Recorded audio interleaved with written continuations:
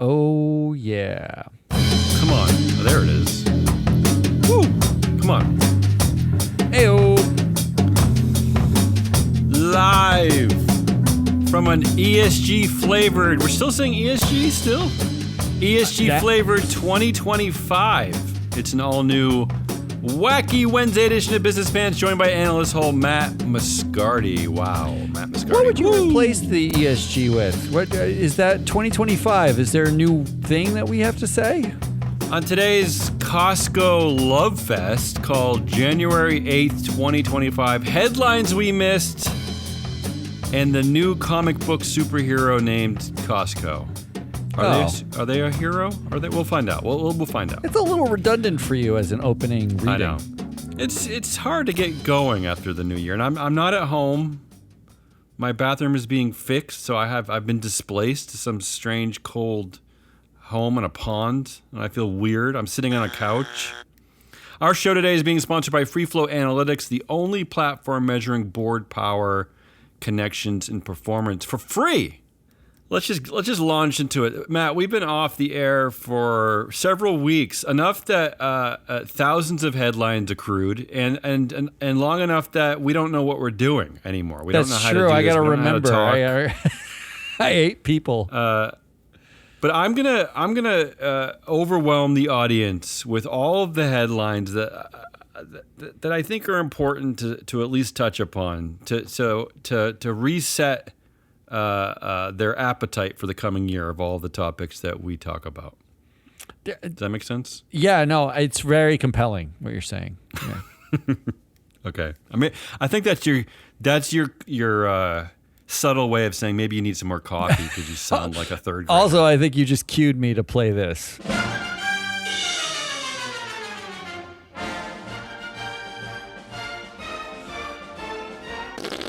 All right. What did I miss? Let's start in no particular order, but I'm guessing that where I start is going to hit you hard. You're going to start with depression, but I'm going to start. I've broken this down into about 4 or 5 categories. I'm starting with the tech bros. Oh, good. No, that's what I wanted to talk about first. I know. I'm sorry. Let's start with Zuck. Oh, good. Let's talk about that too. And let's start with not the story that you think we're going to start with, that most people are talking about. Let's start with the one that our company is especially interested in, and that's the fact that that Mark Zuckerberg has once again expanded the board of Meta Platforms. 3 new directors, but this time one of them is almost a troll to us. I think specifically it's a troll to our company, and that one of the new board members at Meta is Dana White. Oh. The UFC CEO and Trump ally. This, to me, the game is over at this point. I think this is Zuck's way of saying to us and to people who care about corporate governance that get over it. I control this empire. I control this company. I control 3 billion users. I'm going to do whatever I want. I don't care if this guy has literally been caught on camera, physically abusing his wife. I don't care about anything. This is the dude I want on my board, and you can't vote him out. Isn't what happened to the meritocracy? I thought it was the meritocracy. Literally can't vote him out. This is crazy to me, Matt. I mean, this one, I really did scratch my head for a while on this one. I didn't bleed, but I did get uncomfortable. It was getting raw. Dana White, UFC CEO, on the board of Meta Platforms of all companies. What do you think? Like when Mark was asking him, do you think Dana even himself was like, I run a company where men hit each other, right? Like, that's what I do. Well, there's been a lot of talk over the last year of Zuck bulking up, wanting to become a fighter, fighting Elon Musk. I guess this is part of that. Oh, maybe this is just a troll of Elon Musk to be like, I'm way tougher than you. And again, it doesn't matter because, again, he's trolling us specifically and saying, hey, Free Flow, you can't do anything about this. And somehow the investor universe has allowed companies like mine to be controlled by one person. There you go. And there's the right answer. I mean, like, look. Without sunset provisions, without sunset clauses to actually have these to have other people have insight into who provides oversight. It doesn't matter because this is leading up to the next thing going on at Meta. But yeah, go ahead. Isn't like this is the perfect follow-on to last year adding John Arnold, who was a derivatives trader at Enron, and then putting the guy on the audit committee, right? Like, isn't the guy who got the biggest bonus ever at Enron for being a hyper-aggressive trader? Really, Enron, the infamous company. The actual Enron, yeah. The actual Enron, yeah. But this is like, we're just trolling the investors now. No, they're trolling us. But I've talked to investors who are like, we don't care for these board members, but we're not sure what to do about it. And we told them what to do about it. Vote against them everywhere else. But guess what? Yeah. Zuck can afford to just pick all these people because most of them don't have other board seats. They just sit here or they sit on other totalitarian boards, and that's it. Well, look, I make fun of all the time that the one thing that investors seem to know how to vote against is that if a director has under 75% attendance. That's one magical thing that we all agree on. Yeah. How about we just vote against every policy, every board member at companies where the shares are controlled by a dual class provisions that allow an emperor to sit in place? How about we just vote against everything there until somebody maybe notices? That could do. I like your ideas. I would like to subscribe to your newsletter. Before I move on, two other white men added to that board, John Elkin and Charlie Songhurst. They're both kind of tech investors. But I think most importantly, as this is the first big board edition of 2025, is that I think this is the opening salvo of, hey, all that diversity crap that we pretended to care about, like, here come the return of all the white dudes, right? I mean, we're not even going to try anymore. Does it really matter? Yeah, honestly, if let's be honest, for a couple of years there, I think I have been being honest. Well, for a couple of years there, it was getting hard to be a white guy, right? Like you constantly had to pretend you knew or cared about diversity. That's hard. But yeah, I mean in the Fortune 500, I think female CEOs crept up to like 6 or 7%. So yeah, it was getting a little uncomfortable, I think. I mean, nobody wants to how much of this do you think has to do with the fact that Mom is gone? Sheryl Sandberg's off the board. More than I want to admit. So that sets up this other news that I'm sure most normal people are talking about, although we wish they were talking about the Meta board. But the headline everywhere, here's one of the versions of this headline. Zuckerberg announces new measures to increase hate speech on Facebook. So good headline, actually. Yeah. Essentially what is happening is that they're firing their fact checkers. They're getting rid of their fact checking system and they're moving over to a Musk-esque content moderation system that includes what? Community policing, community notes. Guidelines. Yeah, notes. Is this like firing the police and just leaning on the neighborhood watch group? Is that what this is? That's a good way to think of it. Yeah. There's some related headlines with this one. First of all, Mark Zuckerberg's Meta is moving moderators out of California to Texas to combat concerns about bias and censorship. The Meta Oversight Board, Matt, has already weighed in, saying that they have huge problems with this. Ooh. The co-chair, Helle Thorning-Schmidt, she said, "We are seeing many instances where hate speech can lead to real-life harm, so we will be watching that space very carefully." Oh, finally, someone's watching. Yeah, and that's really what the role of the Oversight Board is, right? Is to just watch stuff very carefully because they don't seem to have much influence with Mark, right? Well, he does through various pays them. Circuitous foundations or trusts or whatever, pays their salary. And he kind of is the owner of it. So, yeah. And let's be clear, there are other parts of this content moderation overhaul other than just moving over to community guidelines, whatever that is. Meta is also dropping rules protecting the LGBTQ community. The changes include allowing users to share allegations of mental illness or abnormality when based on gender or sexual orientation, giving political and religious discourse about transgenderism and homosexuality. So explain that to me in English. I saw that and could not figure out. Does that just mean you can call someone who's transgender mentally dysfunctional? Is that what they're saying? Or gay? Yeah. So what was previously forbidden, basically homophobic bullying speech, is now being allowed because I guess because of the election, that some Americans like this. They like using bully hate speech, and so we should allow it, right? Wow. That's essentially what it's saying, yeah. Someone all likes it, so go ahead. All this under the strange free speech umbrella that people like Elon Musk and Mark Zuckerberg really have no background in understanding, but they like to trot that. I love the idea that phrase around. That they're basically saying, look, there's more racists than there are not racists right now, so we're going to be racist. Isn't that like capitalism in a nutshell? That just sums it up. Well, even Republican Senator Blackburn out of Tennessee, she's Martha Blackburn. She said that she thinks it's just Mark trying to dodge more regulation. So this is not pleasing everybody, not pleasing all Republicans. I like that she had nothing to say about the content of it. She was just like, it seems like it's cozying and kleptocracy. Let's move off Mark on to Sam Altman, who's becoming he's one of the now Mount Rushmore of insidious tech bros. Sam Altman, of course, the head of OpenAI. The big news while we're gone, Matt, here's the headline. Sam Altman explodes at board members who fired him. Whoa. Yes, that's the actual quote. That's the actual headline. Here's the quote from him.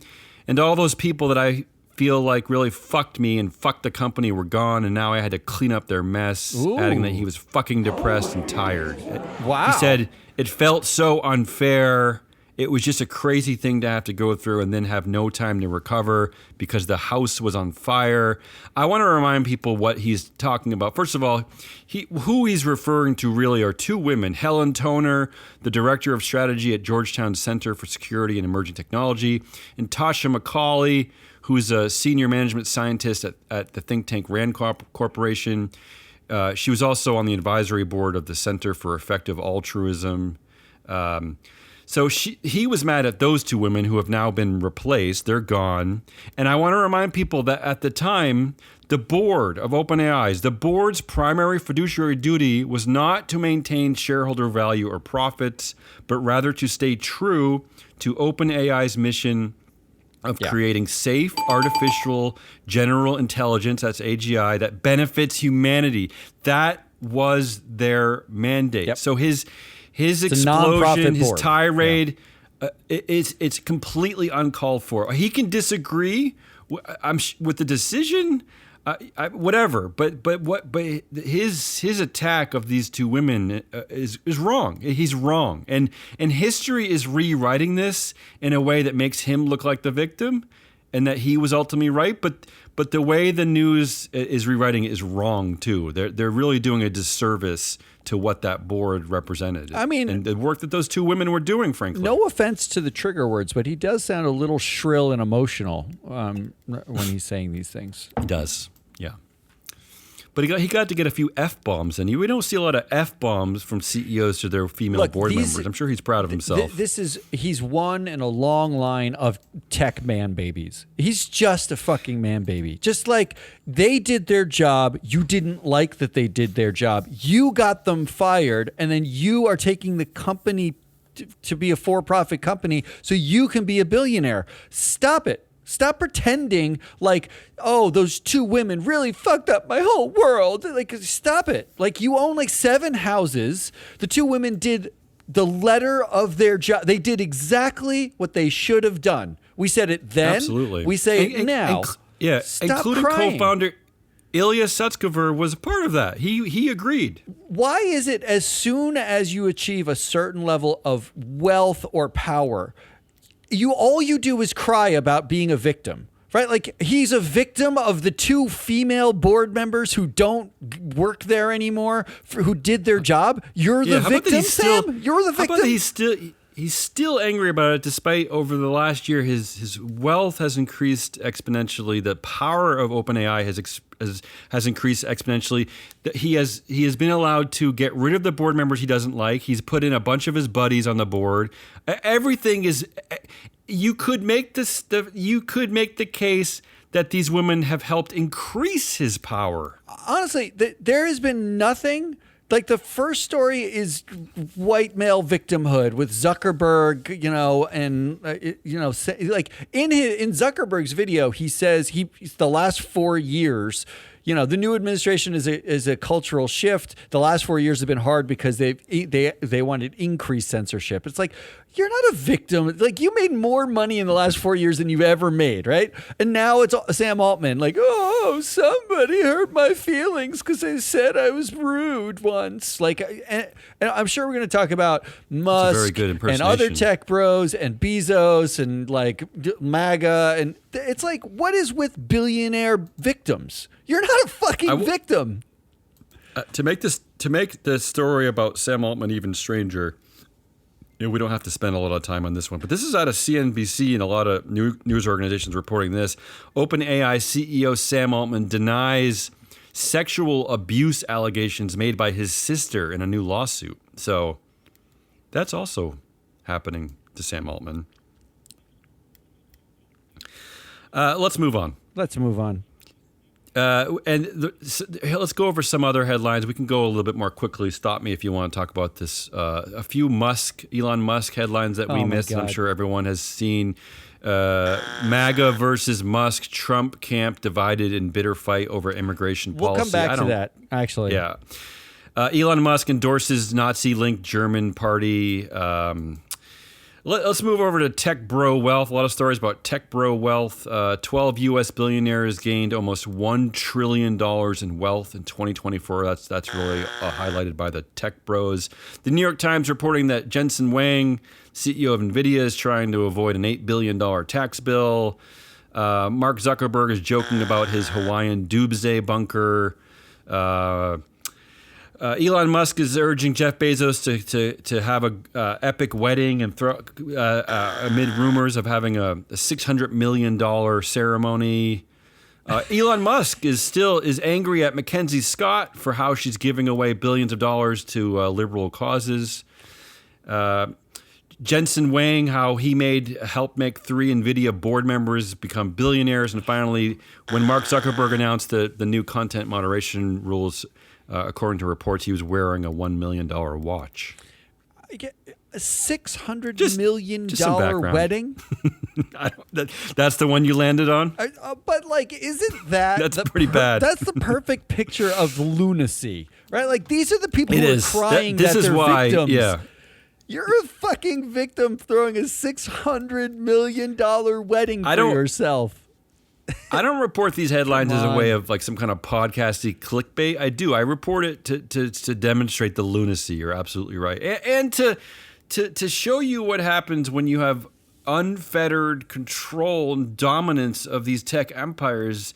This is really what you're creating. You're creating a bunch of angry users who are constantly mad at everything, and you're creating just absurd wealth. Yeah. Well, let's be clear. Like, okay, so these are people who created companies and built them. They built them using, infrastructure and subsidies from the government. Like, Tesla got, hundreds of millions of dollars in government funding. SpaceX got government funding. These are people who like rely on, people who, work hard and build these companies up. And kudos to them. But at some point, an investor needs to stop and say, okay, we have ceded control to you for your entire existence. We are willing to just like take no control. And now when you're doing crazy stuff, is it an investor's role to say, now this is not a good idea. This is nuts. This is like, you can't go backing Nazi parties in Germany. Like, how on earth does backing the party that is linked with Nazis and stopped your Gigafactory good for Tesla? How is that good for Tesla? Yeah, which part of that? Great question. Yeah, I mean, we have we're going to cover this later, but the group trying to get a shareholder proposal at Costco to get rid of the DEI program is complaining about DEI programs because they think that it could open up the company to lawsuits. What about having a CEO sympathetic with Nazis in Germany? What about could that not open up your company to lawsuits, or how about just opening up your company to losing sales? I mean, who the hell wants to buy an electric vehicle from a company whose CEO is sympathetic with Nazis? Not only is that a great question, but that's actually what happened. They saw the first sales dip in the last 5 years. Yeah, last 10 years. Like the first time. And how does it help you as an investor that 3 NVIDIA board members became billionaires because of Jensen Huang? Who do they owe allegiance to? You, investor, or Jensen Huang? So when NVIDIA wants to go out and buy like a Bitcoin mining operation for fun, do you trust those board members to represent you and say, why don't we stick with what got us to be billionaires? That's a good idea. Who do they represent? They don't represent you anymore. In fact, isn't that the same lawsuit that Tesla, Tornetta versus Musk and Tesla, right? Isn't the same thing that they said was that the board members were compromised because they made so much money from Musk that they couldn't possibly be objective? I mean, one of the guys who's made over $1 billion on that board is on the nomination and compensation committee. I don't understand. It's bananas. What oversight he's providing. Let's move on. Yeah. Let's stay with your anger and move over to stakeholder anger. So there's a bunch of angry stakeholder stories. Let's start with this one. There was a poll released from the University of Chicago. The headline is that the poll finds many Americans pin partial blame on insurance companies in UHC CEO killings. So they're referring to the murder of Brian Thompson, who was the named executive officer at United Health Group. He was the CEO of their subsidiary, United Healthcare. But the poll said that while 8 out of 10 U.S. adults believe that the person who killed Brian Thompson bears the responsibility for the murder, 7 in 10 also shared the belief that the healthcare companies themselves are also to blame. I mean, right? I mean, so this is why we wonder, why aren't investors more involved? Okay, I don't want investors to hurt anyone, to shoot anyone, but why aren't they more involved with, paying attention to who are running these companies? Because you can see how the stakeholders, the customers of these companies, how they're affected by it. Actually, why not pay attention to that? Why aren't we paying attention to that? That's a super point. If clearly the constituents who use these products are angry, the investors have their inaction, right? And we talked about this in pre-production, and we talked about this yesterday. It takes an activist for anyone to pay attention who's on these boards for some reason. No one cares. It's like default mode, vote yes on everybody, until if you were paying attention, you would look and say, oh my God, everyone hates this company. This company is making money, but they're making money at the cost of the stakeholder anger. Stakeholder anger so much that it's bubbling over to murder. At what point do you say, it is my fiduciary duty not to literal murder, not to pull bios off the fucking websites or take down pictures. My fiduciary duty is to actually have a bunch of people running this company who care about the stakeholders too. They have to. Otherwise you could get shot. That's crazy. It's insane. I mean, there has to be long-term risk to angry stakeholder base, right? So it absolutely is their fiduciary duty to pay attention to. I mean, beyond long-term risk, there very well might be short-term risk, but at a minimum, there is long-term risk if you ignore everything but the share price of your company. Exactly. There has to be. Exactly. Other quick thing: New York to charge fossil fuel companies for damage from climate change. There's a new law, a new law requiring the companies responsible for greenhouse gas emissions to pay into a state fund for infrastructure projects. I'm sure Exxon will be suing them that's soon. a future lawsuit, sure. Speaking of Exxon, they are actually suing the California Attorney General for defaming the company, because what balls? California and the Sierra Club and other environmental clubs are suing Exxon. Yeah, congratulations, investors. Now you have the company suing attorneys general that they don't like. That's insane. Albania bans TikTok for a year. Oh, that's kind of nice. Teens in Vietnam will now be limited to 1 hour of gaming per session. So I only mentioned those two because we talked about the new laws in Australia, right? They're trying to kick kids under 16 off of social media. We're going to see more and more of this, right? I mean, everyone is calling Mark Zuckerberg's pivot on content moderation to be appeasing Trump, appeasing MAGA, but there still are Republicans and Democrats alike who aren't falling for any of it, right? There's a growing dissent of the effects of social media in our culture, and I don't know where it's going to go, but I think it's definitely going to increase in the next few years. Here's a prediction.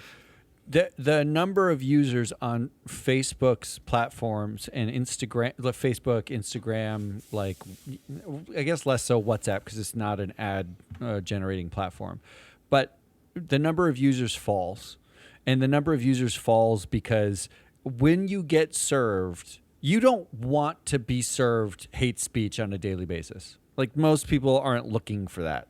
Most people like casually use it to look at their friends' babies. Unless you're the one delivering the speech. Unless you're the one looking for a community of other hate speechers. But for the most part, it's like you just want to look at your kids' dopey kids or your friends' dopey kids, and that's it. Yeah. Like that's all you want. Your kids' dopey kids, yeah.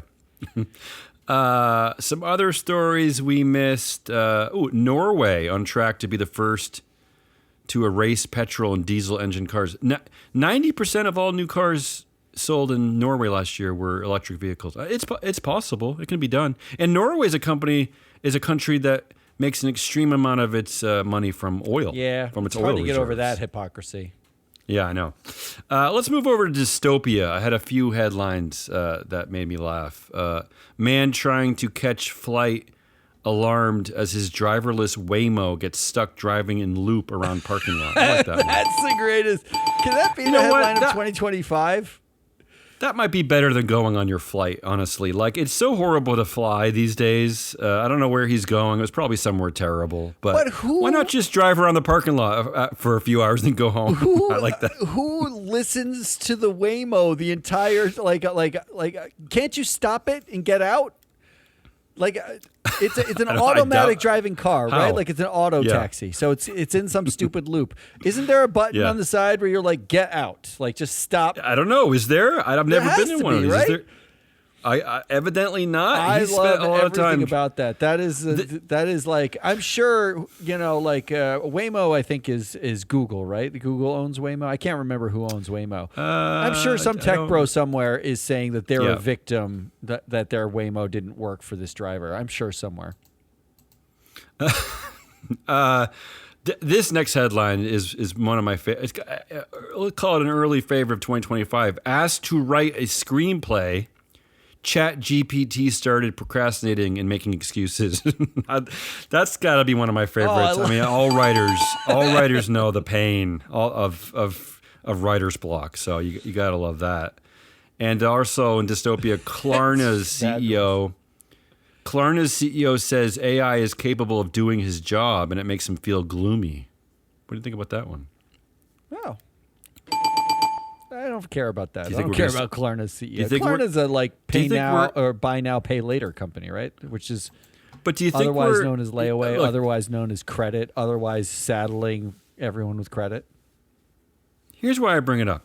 There are how many thousand companies do we cover in freeflowanalytics.com? How many in a database? How many thousand companies on coverage? 9,000? 9,000. And a lot of those are small cap companies, right? Like tech companies like you just described, Klarna. Are we that far away from maybe replacing some named executive officers with AI? I don't know. I love your ideas, though. Could we be there? Could we be getting close to that? Let's replace them ourselves. Some boring governance news. Shari Redstone saying goodbye to Paramount Global. That empire is over. Charles Dolan, speaking of media empires, he's dead at 98. Richard Parsons, former Time Warner CEO, also dies. Here's one that we talked about briefly before the year ended. The Dye and Durham board resigns in full after an activist nominees take control. You don't really see that very often. The whole board. We saw that at 23andMe, but the whole board kind of gave up at once. I like that. Maybe it's a new trend. That would be great. I wish we had more of that. And how about this kind of pathetic headline? The Fortune 500 has 2 new female CEOs, finally pushing that milestone above 11%. So we're at 11%, Matt. Should we be celebrating that? One of those new CEOs is the new CEO of Ulta Beauty. I like that it says finally pushing the milestone above 11%. That's the milestone number? It's a weird number. I think the milestone they're referring to was 10%, but let's take the victory lap with 11%. One of those new CEOs is Keisha Steelman from Ulta Beauty. Also, before we segue over to your what you're covering today, I wanted to also mention just a few other classic headlines that I wanted to make sure that people know about. First of all, Boeing. Here's a headline from Boeing. Boeing ends a troubled year with a jet crash disaster in South Korea. Matt, another Boeing jet crashed, I think after Christmas, killing 180 people. Things must be bad at Boeing when people are just kind of, I don't know. They just another crash at Boeing. Another, it hasn't really, maybe because it's in South Korea, that there's a bias in the Western media, but there hasn't been much coverage of this. But no, the reasons for it are like a bird strike. It wasn't like MCAS. It wasn't like a Boeing failure. The fault of Boeing. Yeah, it doesn't look like it. That's the initial reports, but who knows? Who knows? We can hope that it's Boeing's fault, but it does not appear to be. There's this headline that I just wanted to say, just to trigger you. I like triggering you. Norovirus rates have skyrocketed by 340% this season. Here's where the winter vomiting disease is spreading and why. Winter vomiting disease. Not into it. And finally, Matt, this headline takes the cake for the most free float, the most business pants headline ever so far. There's 3 things in here that we talk about all the time. But man who exploded Tesla Cybertruck outside Trump Hotel used ChatGPT to plan the attack. Wow. How about that? That's all the things we talk about in one dumb headline. Wow. Let's segue over to Matt by I also have some stories about DEI, ESG flip-flopping. First of all, McDonald's, another company rolling back its DEI programs, despite starting their programs only 4 years ago. They've already decided to abandon that ship. I mean, has there even been enough data for them to understand if it's hurting or helping? I probably not, right? I mean, this is not based on any actual fiduciary duty, right? Look, this is just a knee-jerk flip-flop. In McDonald's defense, in 4 years, I think their team turnover, their employee turnover is something like 75% because it's all like low-wage McDonald's workers for the most part. That's true of the other restaurant companies. McDonald's does franchises, which is a little bit different. But let's say there's like really high turnover. There's a lot of opportunity to add some DEI. I'm just saying. So maybe they're rolling it back because they tried it and they thought it sucked, or more likely they're cowards. They're cowards, yeah. And more importantly, when you look at our data, I think you'll find that there are 4 or 5 men that control about 2/3 of the total influence at McDonald's. Yeah. It's a very powerful male board. Man board. BlackRock is cutting back on its on board diversity. So what they've done essentially is they out of their proxy vote guidelines, they've stripped the policy that boards should aspire to 30% diversity. They're kind of walking back from that. I don't know how often they were actually voting on that. I think most large cap companies have already hit that threshold, but they kind of quietly have removed that language. It's their version of getting rid of DEI, I suppose, right? They're just abandoning the fight, I suppose. This is like a reversion to the mean. Things that BlackRock does are not surprising. Like, oh, BlackRock's not doing something. Like, that Larry Fink was always a pretend boogeyman, right? They're not surprising, but that one seems a little petty to me. They also reported that all but 2% of the boards of companies in the S&P 500 have diverse representation of at least 30%. So why make the song and dance to remove the language? Who exactly are you trying to please with this? No, right? You know what? Honestly, in some ways I get it, because it's like, if you put the language in there that's a target for you, like, you could just engage with that 2% of the of companies, and everybody else has already achieved it. But what if it slides backwards? As Mark Zuckerberg is already probably. I wonder what the percentage is now at Meta, because he's already added 3 white dudes. It's 23% in the first week. Now. It's 23%. Right, so there you go. But they can't vote there. That would have been a target. It doesn't make a difference. That's they can't true. vote there. But but actually, the bigger thing is that they didn't like any goal, right? Like, you set a target of like 30% diverse membership of boards. You didn't say, okay, we've achieved 30% at 98% of boards. What about 40%, right? What about like a higher number, a different number, a different goal? That's what they didn't do. They didn't replace the goal. They just said, okay, we're done. That's enough diversity. We're done. Yeah. Well, or to your point, what about the next stage of that goal would be, okay, we have representation now. Let's inclusion. check that these are, are they in leadership roles? Yeah, exactly. Are they on track to become CEO? Or what are you doing with these people? But anyway, that they are rolling that back, and finally, and this is the segue everyone's waiting for, the segue over to Matt Moscardi. Costco is actually defending its DEI practices. Yeah, that's correct. Yeah.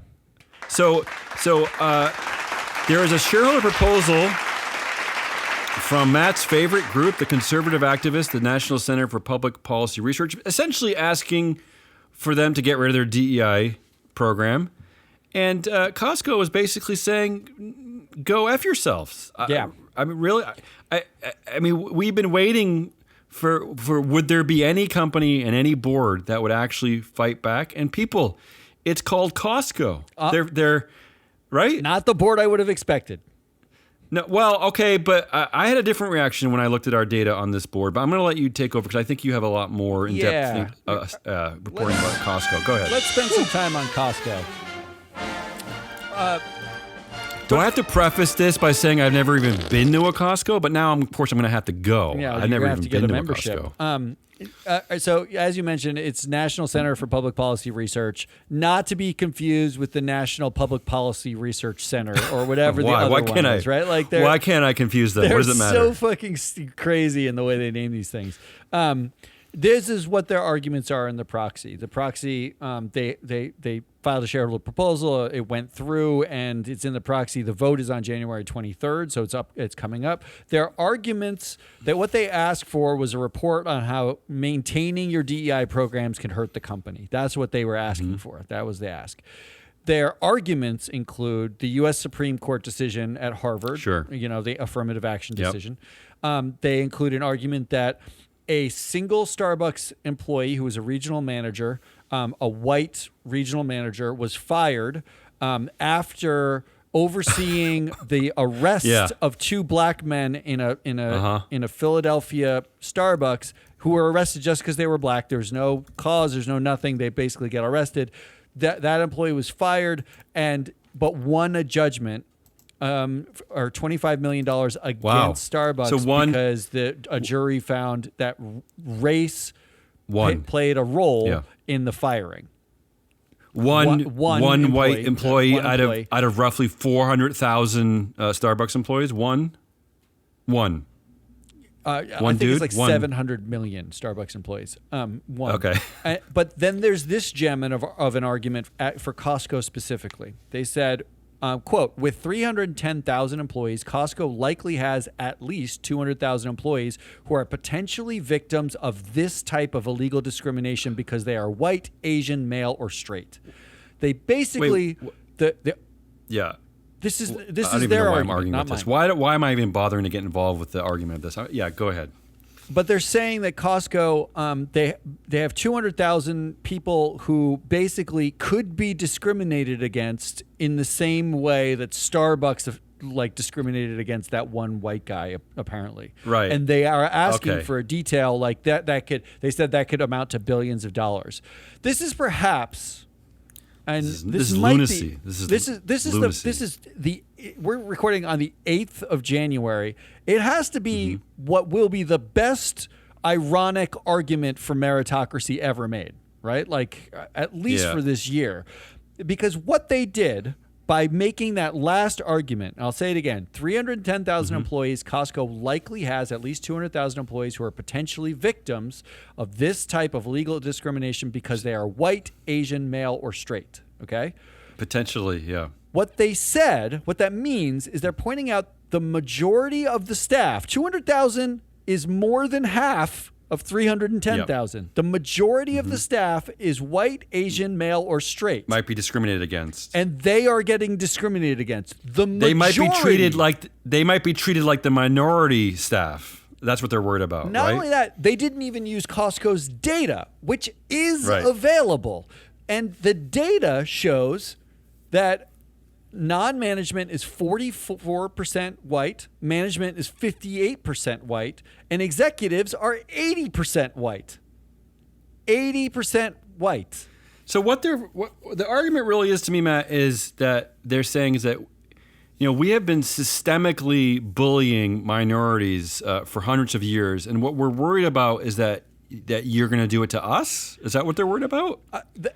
This is the best part. Because they're worried that they're going to have to stop systemically bullying and that someone might bully them because one person at Starbucks was bullied? They're saying because there are a lot of white males at the company, there is a lot of risk that the white Someone might get fired. Will sue you if they feel discriminated against. If they feel right. They are effectively, it's the craziest. At a place where just like the rest of the S&P 500 and just like the rest of the investor universe, where white, Asian, male, or straight people are still in charge. They're completely in charge of everything, of leadership, of influence, of shares. And right. And the weirdest part is so Hispanics are 33% of non-management and 9% of management, which is already insane. California-based company, 5.8% of executives and 23%. It straight lines down for everybody else. Sure, right? Of course. And the data's there. It shows that effectively, as you get higher in responsibility, you are more likely to get discriminated against if you are a person of color or a minority, with the exception of Asians who are flat. They basically are like they're just about 8% of non-management. There are 7% of management. There are 8% of executives, right? Like it's like, there's just not a lot of Asians that are there, period, I suppose. I just love that the argument is such an ironic joke because they're saying you have programs for non-diverse people, which makes the majority of your white male staff feel discriminated against and they could sue you. Like that it's just like they're not even in on their own joke, but Costco was. The response that they dropped all pretense in the proxy. Their response to the shareholder resolution, it dropped all pretense that this is anything but racism. They said, quote, the proponent professes concern about legal and financial risks to the company and its shareholders associated with diversity initiatives. The proponent's broader agenda is not reducing risk for the company, but abolition of diversity initiatives. Basically, just get rid of anything that helps like anyone but white people. In fact, they said the proponent themselves admitted this in a federal district court decision, which the National Public Policy Research Policy Center, whatever the hell they're called, they actually wrote in a decision already that They're describing shareholder activism as fighting back against the evils of woke politicized capital and companies. And they describe CEOs. Evil. Yes. CEOs and other corporate executives who are most woke and most hard left political in their management of their corporations as inimical to the republic and its blessings of liberty and committed to critical race theory and socialist foundations of woke. They're throwing out every trigger word they can think. This is National Center for Public Policy Research, the proponent of the shareholder resolution in a district court filing because they sued somebody. And they called them a shameless monsters who are willing to sacrifice our future for their comforts. Wow. I'm surprised they didn't mention like Malcolm X and trans people and keep going with that list. And then, so Costco basically is like, you have a clear agenda. It is just the abolition of diversity. It's a shameful, ugly agenda. Has nothing to do with risk or this company or anything like that. You are absolutely shameless and you're fucking liars is basically what they wrote down in the proxy. And how about this, Matt? There's actually we were always asking, like, where are the directors? What do they think about things? There's actually a director on Costco, Jeff Rakes. He actually said something, Matt. Here's what he said.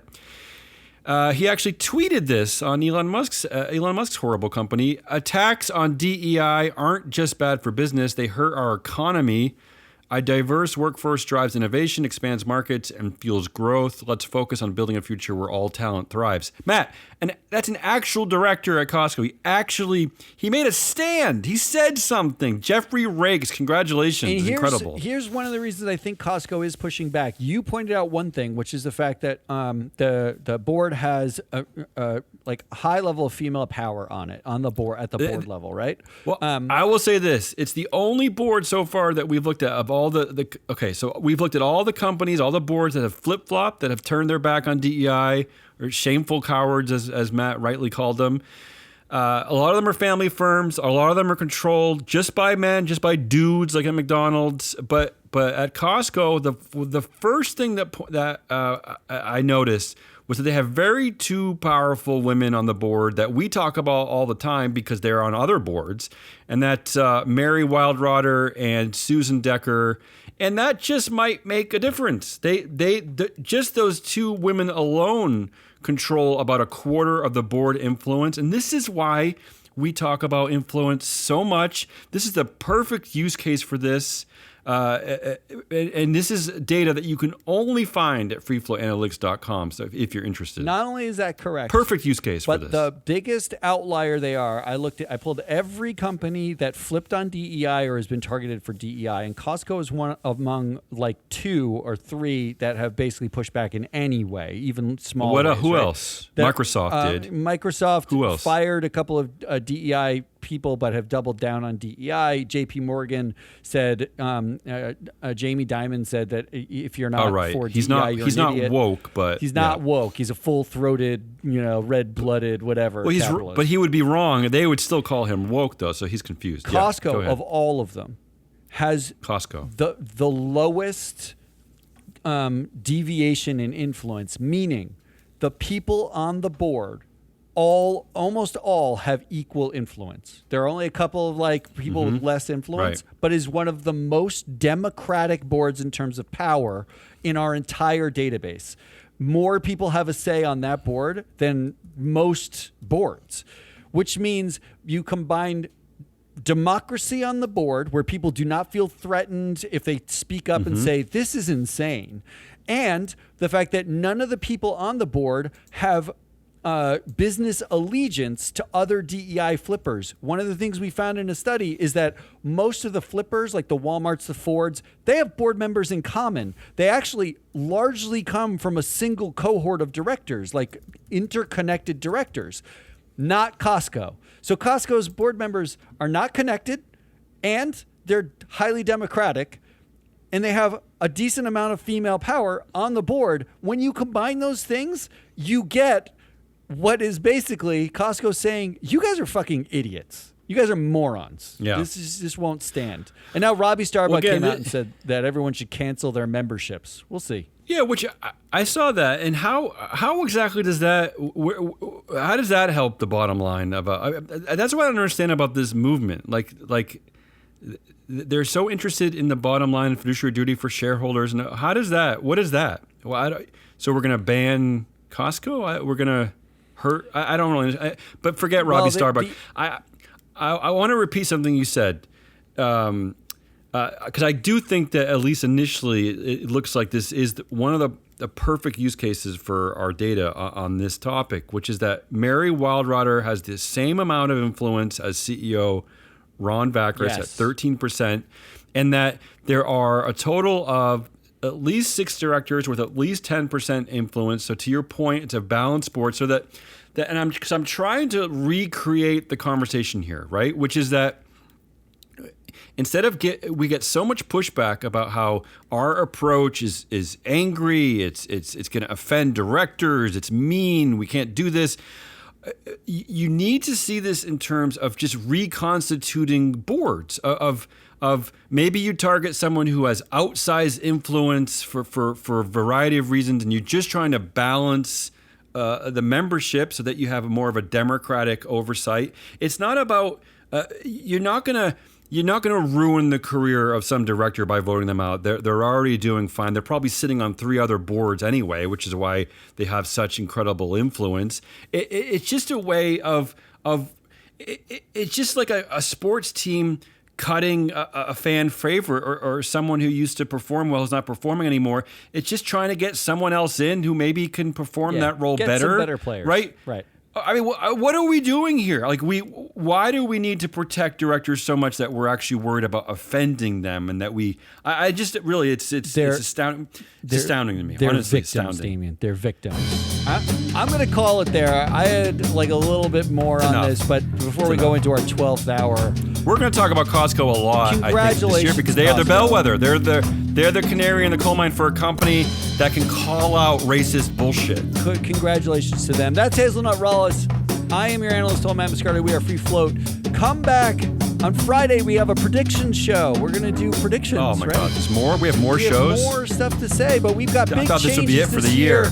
We got all sorts of stuff going on. We can slowly inform you about all of them. Until then, goodbye.